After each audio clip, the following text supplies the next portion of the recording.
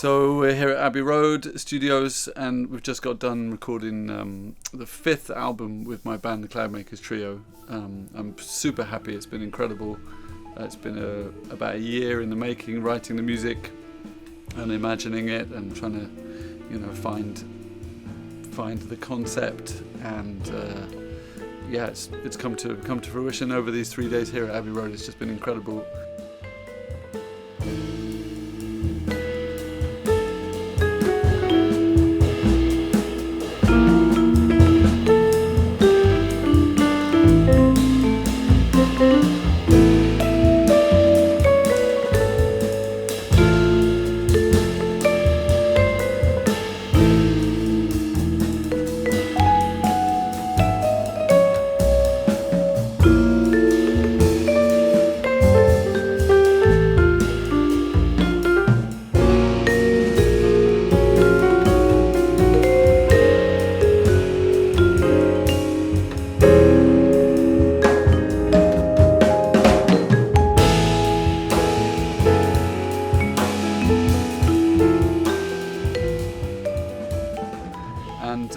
The album's called A Drop of Hope in an Ocean of Uncertainty, and it's basically it's kind of reaction to the world that we're living in now, and in certain uncertain times in so many ways, and a lot of turbulence in society and globally. But I'm a die-hard optimist, and I believe very much in humans and humanity, and this music is it's a drop in the ocean. It's nothing, compared to what's happening in the world, but it's what I have to offer. So that's where the name came from.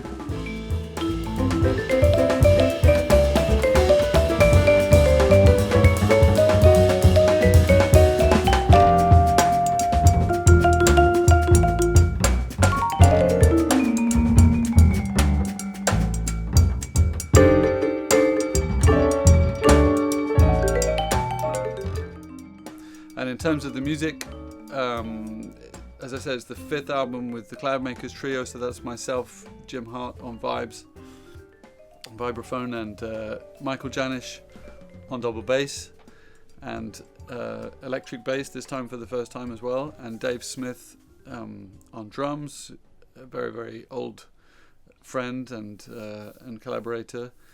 And we've done various projects over the years with Cloudmakers, in trio, but also with different guests. The first time we ever played together was with a Slovenian saxophonist called Jure Pukel, and then we did our first album, which was a live album with the amazing Ralph Alessi on trumpet, and we've collaborated with different people. The last project we did was in a quintet, but when I formed Cloudmakers Trio, it was a kind of as a response as a vibraphone player to the piano trio, the classic jazz piano trio format, and I wanted to do something that was that kind of thing, but with vibraphone.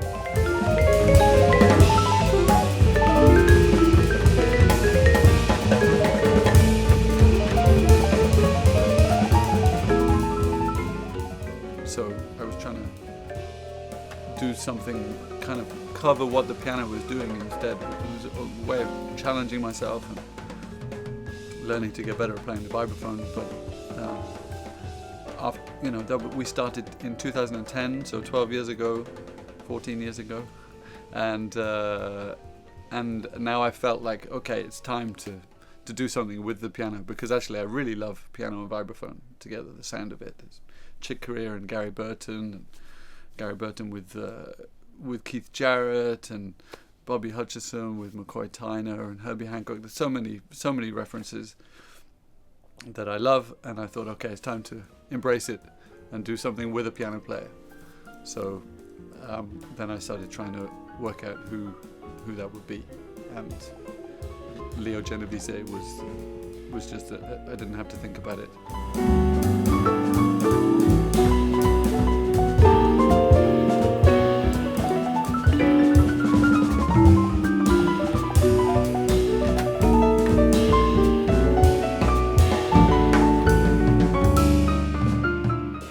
Various different connections to Leo Genovese. Mike was at Berkeley with him together. They were in Boston at the same time, so they'd known each other for years and years.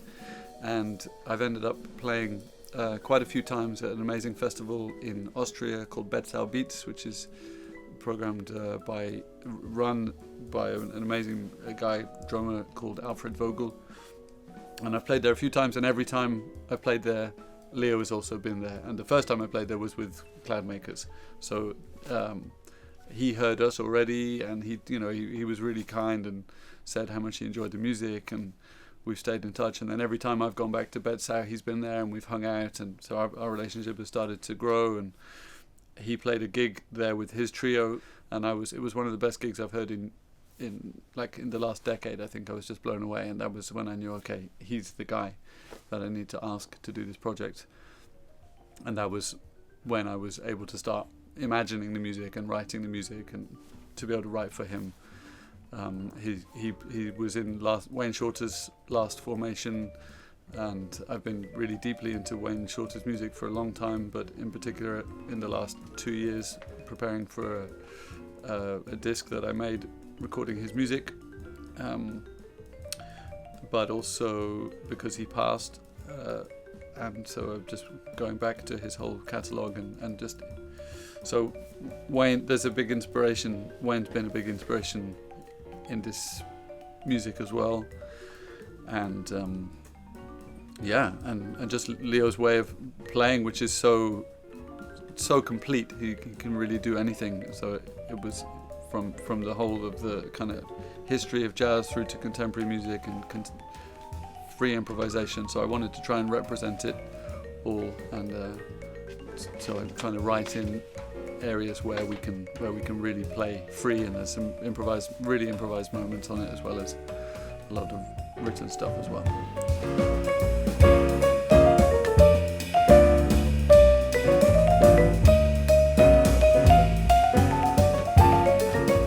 Dave Smith, the drummer, and I met.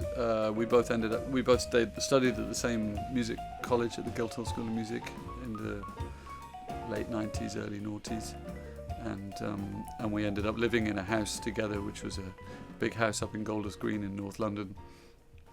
6 jazz musicians living in a 6-bedroom house with 2 rehearsal spaces, and we lived there together for about 9 years, and just. That was where my real musical, adult musical further education kind of really happened. Like, we were just playing all the time and listening, and because we had these 2 rehearsal spaces, musicians were coming through all the time. There was 6 people living in the house, but there was rarely less than 10 people present, because there was always a band or 2 bands coming in and out. So he and I know each other really well, and as I'm also a drummer, we were 2 drummers living together, so we were sharing information, sharing knowledge, and I've learnt an awful lot playing with Dave and living with Dave and just talking to him and checking stuff out together and figuring things out together. So he's a hugely important musical brother in my life.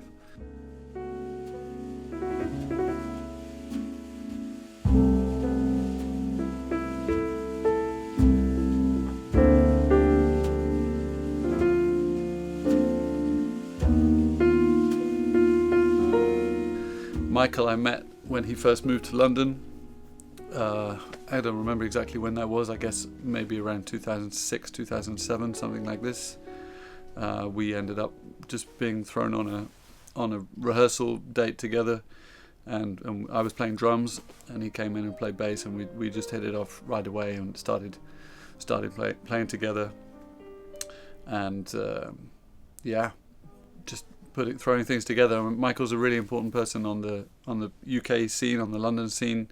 He has his label, Whirlwind Recordings, on which this album will be released, and through that label and through just his whole kind of musical energy that he has, he's done a lot for international collaborations on the scene, bringing people over from the States in particular, but not only, from Europe as well and different places. So I've been lucky to be a part of that, and he's really he's kind of my partner in building this whole thing. So I couldn't do it without him. Just an amazing musician, incredible.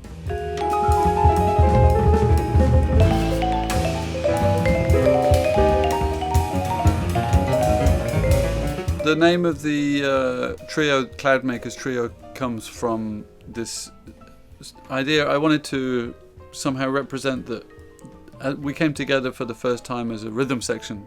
So the rhythm section is the kind of the fuel within the band. It's the thing that creates the energy, and also, but we also love to play in very abstract ways and create these kind of ethereal soundscapes.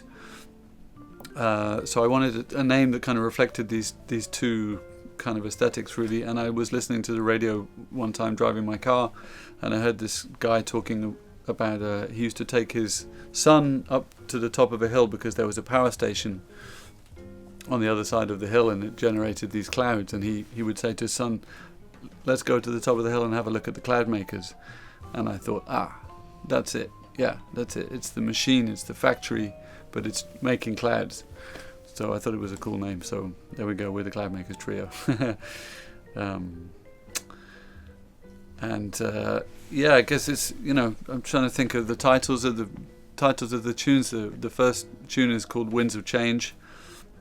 This is really about just how fast things are changing in our society. It's in so many areas. It's for better and for worse, or who knows. It's just changing very quickly. So it's kind of representing, talking about that, really. There's one called Back to the Brink, Back from the Brink ? Which is how you. Maybe it's also my age as well. You feel like things are getting more difficult somehow, but then it always turns out okay in the end somehow. It's like, it's just these ideas of tension and release and fear and hope.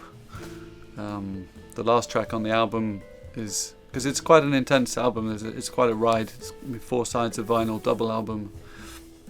And there's a lot of intense music, but the last tune on the album is called New Beginnings. So that's just about taking the next step forward and keeping it positive. So and there's a tune called Dearly Departed, and that's to me that's a tribute to Wayne Shorter, but it can also be just a tribute to anybody that, however that resonates for anybody who's listening to it. It's just for those who have left us.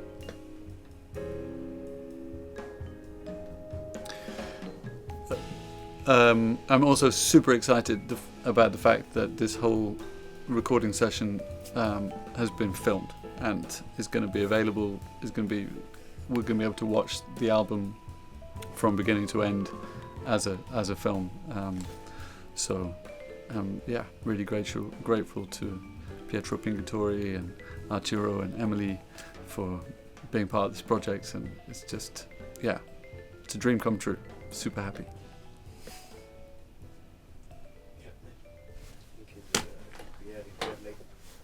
Yeah.